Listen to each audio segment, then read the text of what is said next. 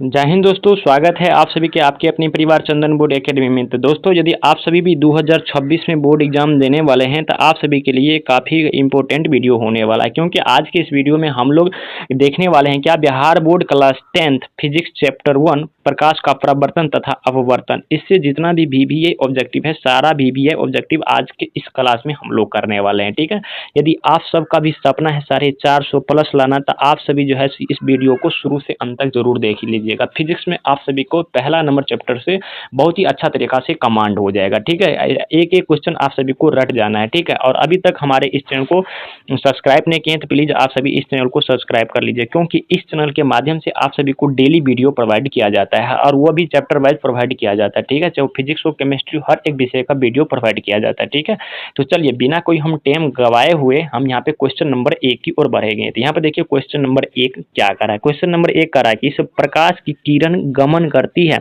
क्या बोल रहा है, प्रकाश की किरण जो है सो वो गमन करती है। तो दोस्तों आप सभी को याद होना चाहिए प्रकाश की किरण जो है हमेशा सीधी रेखा में, कौन हमेशा जो है सीधी रेखा में जो है गमन करती है। ऐसे टेढ़ी टेढ़ी जो है प्रकाश की किरण गमन नहीं कर सकती है। ठीक है ना, वो हमेशा सीधी रेखा में गमन करती है। तो इसका ऑप्शन नंबर जो है सो यहाँ पे एक करेक्ट आंसर हो जाएगा, सीधी रेखा। ठीक है ना, चलिए अब हम यहाँ पे क्वेश्चन नंबर 2 की ओर बढ़ रहे हैं। देखिए यहाँ पे क्वेश्चन नंबर 2 क्या कर रहा है, बढ़ रहा है किससे, प्रकाश का वेग न्यूनतम होता है। क्या बोल रहा है, प्रकाश का वेग न्यूनतम, न्यूनतम मतलब छोटा। ठीक है ना, तो प्रकाश का वेग जो है हमेशा छोटा जो है सो कहाँ पे होता है। ठीक है ना, तो वो जैसे ही कांच में जाएगा ना तो वो उसका जो है सो न्यूनतम हो जाएगा। ठीक है, उसका वेग क्या हो जाएगा, न्यूनतम हो जाएगा। तो इसको ऑप्शन नंबर यहाँ पे डी करेक्ट आंसर सही हो जाएगा। ठीक है, चलिए अब हम यहाँ पे क्वेश्चन नंबर 3 की ओर बढ़ रहे हैं। क्वेश्चन नंबर 3 देखिए बोल रहा है कि मोटर गाड़ी के चालक के सामने लगा रहता है, यानी कि गाड़ी के चालक के सामने में जो ये शीशा लगा रहता है ऐसे करके। ठीक है ना, गाड़ी के सामने में जो ये शीशा लगा रहता है, ये बोल रहा है ये कौन सा लेंस का लगा रहता है। ठीक है ना, जिससे आप देखते हैं कि पीछा से कौन सा गाड़ी आता है या नहीं आता। ठीक है, तो वो जो शीशा गाड़ी में जो शीशा लगा रहता है वो कौन सा दर्पण का लगा रहता है। ठीक है, तो आप सभी को यहाँ पे हो जाएगा उत्तल दर्पण का लगा रहता है। कौन, उत्तल दर्पण का लगा रहता है। तो इसको ऑप्शन नंबर यहाँ पे बी जो है सो सही हो जाएगा, गाड़ी के सामने में शीशा जो है वो उत्तल दर्पण का लगा रहता है। ठीक है,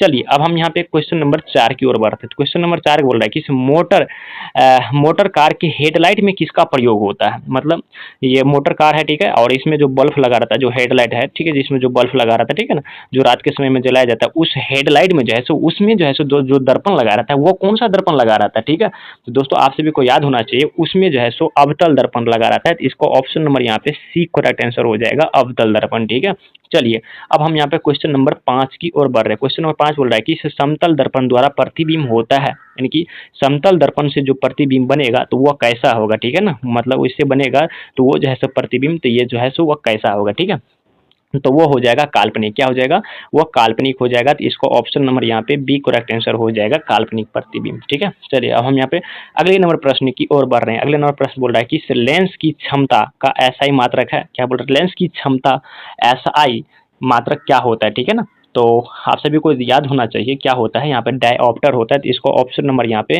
एक करेक्ट आंसर हो जाएगा, डायऑप्टर। ठीक है ना, ये काफी भी ऑब्जेक्टिव है। ठीक है ना, काफी भी ऑब्जेक्टिव है। चलिए अब हम यहाँ पे अगला प्रश्न की ओर बढ़ रहे हैं। बोला कि इस प्रकाश की किरण का पथ दर्शाने वाले चित्र को कहा जाता है।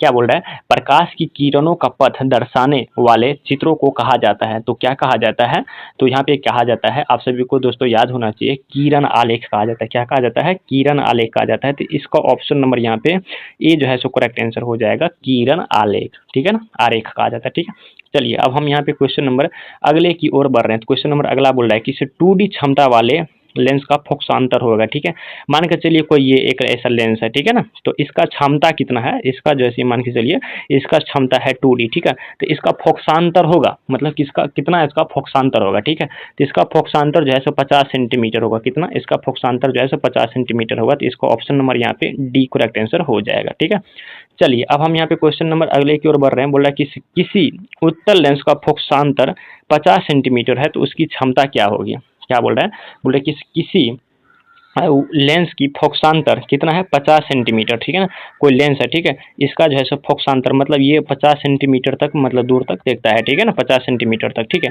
तो इसका जो है सो बोल रहा है क्षमता क्या होगा। ठीक है, तो आप सभी याद होना, इससे पिछला उसका क्षमता क्या हो जाएगा, तो उसका हो जाएगा 2D हो जाएगा। ठीक है, तो इसको ऑप्शन नंबर यहाँ पे डी करेक्ट आंसर हो जाएगा, 2D। आप सभी को सारा क्वेश्चन बहुत ही अच्छा तरीका से रट लेना है। ठीक है ना, आप सभी के एग्जाम अभी से काफी इंपॉर्टेंट क्वेश्चन है। ठीक है, चलिए अब हम यहाँ पे अगले प्रश्न की ओर बोल रहे हैं, प्रकाश के किरण के समूह को क्या कहते हैं, ठीक है ना, प्रकाश की किरण के समूह को, प्रकाश की जो किरण है वो सारा समूह रहता है, ठीक है ना, तो उसको हम क्या कहेंगे, ठीक है ना, तो उसको हम कहते हैं क्या, उसको कहते हैं किरण पुंज। तो इसका ऑप्शन नंबर यहाँ पे बी करेक्ट आंसर हो जाएगा, किरण पुंज, ठीक है। चलिए अब हम यहाँ पे अगले नंबर प्रश्न की ओर बढ़ रहे हैं। बोल रहा है उत्तल लेंस की क्षमता क्या होती, क्या उत्तल लेंस की जैसा क्षमता क्या होती, ठीक है। तो आप सभी को याद होना चाहिए उत्तल लेंस में जो है सो धनात्मक होता है, ठीक है, उत्तल लेंस में जो है सो धनात्मक होता है, और यहाँ पर अगर अवतल लेंस की बात करें तो वह ऋणात्मक होता है, ठीक है ना। तो यहाँ पर उत्तल लेंस पूछ रहा है तो इसको ऑप्शन नंबर यहाँ पे बी करेक्ट आंसर हो जाएगा, उत्तल लेंस का धनात्मक होता है, ठीक है। चलिए अब हम यहाँ पे क्वेश्चन नंबर अगला की ओर बढ़ रहे हैं। तो क्वेश्चन नंबर अगला देखिए, आपने पूछ दिया ना अवतल लेंस की क्षमता क्या होता है, तो अवतल लेंस की क्षमता जो है वह होती है ऋणात्मक। इसको ऑप्शन नंबर यहाँ पे ए हो जाएगा, ऋणात्मक। चलिए अगला नंबर प्रश्न की ओर, उत्तल लेंस को कहते हैं, मतलब उत्तल लेंस को हम क्या कहते हैं, ठीक है ना। तो दोस्तों आप सभी को याद होना चाहिए उत्तल लेंस को जो है हम सब जो है सो अभिसारी लेंस कहते हैं, क्या उत्तल लेंस को अवसारी लेंस कहते हैं, और अवतल लेंस को जो है सो अपसारी लेंस कहते हैं, ठीक है ना। तो यहाँ पर उत्तल पूछ रहा है तो उत्तल को जो है सो अवसारी लेंस हो जाएगा, ठीक है। चलिए अब हम अगले प्रश्न की ओर बढ़ रहे हैं। बोल रहे हैं अवतल लेंस को क्या कहते हैं, तो अवतल लेंस को जो है सो अवसारी लेंस कहते हैं, क्या अवतल लेंस को अवसारी लेंस कहते हैं। तो इसको ऑप्शन नंबर यहाँ पे सी जो है सो सही आंसर हो जाएगा। उसके बाद यहाँ पे 15 की ओर बोल रहे हैं निम्न में से कौन सा पदार्थ लेंस बनने के लिए प्रयुक्त नहीं किया जा सकता है, यानी कि लेंस बनाने के लिए इसमें जितना दिया गया है सबका जो है सो किसका जो है सो प्रयोग हम लोग नहीं करते हैं लेंस में बनाने के लिए, ठीक है ना। तो ये जो मिट्टी है ना, मिट्टी का जैसा हम लोग प्रयोग लेंस बनाने के लिए नहीं करते, ठीक है। तो इसको ऑप्शन नंबर यहाँ पे डी करेक्ट आंसर हो जाएगा, ठीक है ना। चलिए हम यहाँ पे 16 नंबर प्रश्न की ओर बोल रहे हैं किस दर्पण से हमेशा वस्तु से छोटा प्रतिबिंब प्राप्त होता है। बोल रहा है किस दर्पण से हमेशा वस्तु से छोटा प्रतिबिंब बना प्राप्त होता है, ठीक है। मान के चलिए वस्तु ये इतना टाइप, ठीक है, और कौन सा वस्तु अच्छी प्रतिबिंब अच्छी कौन सा दर्पण से हम देखें जो वस्तु से जो है सो ये वस्तु है और इससे छोटा जो है सो ये उसका प्रतिबिंब प्राप्त होगा, ठीक है ना। तो वो हो जाएगा आप सभी को उत्तल लेंस, ठीक है, कौन यहाँ पे हो जाएगा वो उत्तल लेंस। इसको ऑप्शन नंबर यहाँ पे बी करेक्ट आंसर हो जाएगा, उत्तल लेंस, ठीक है। चलिए अब हम यहाँ पे 17 नंबर प्रश्न की ओर बोल रहा है कि किस दर्पण से वस्तु का प्रतिबिंब बड़ा बनता है। मान के चलिए ये वस्तु है, ठीक है, और इससे बड़ा मतलब कौन सा दर्पण से हम देखेंगे तो इसका जो है सो वस्तु से जैसा बड़ा प्रतिबिंब बनेगा, ठीक है ना।